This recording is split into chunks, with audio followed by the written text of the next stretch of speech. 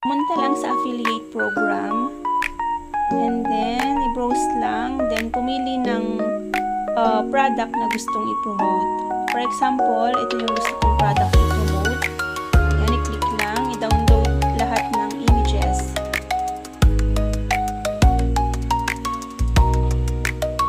And then, pag okay na siya, pumunta lang sa CapCut application.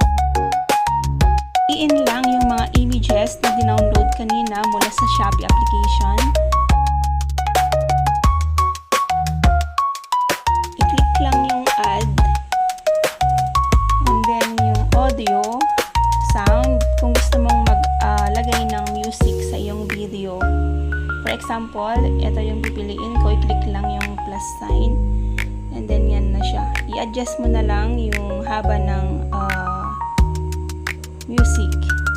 Tapos, i-click lang yung export para ma-download yung video. Then, automatic na siyang mapupunta sa iyong phone. Tapos, pag okay na siya, pwede na siyang i-upload sa Shopee affiliate program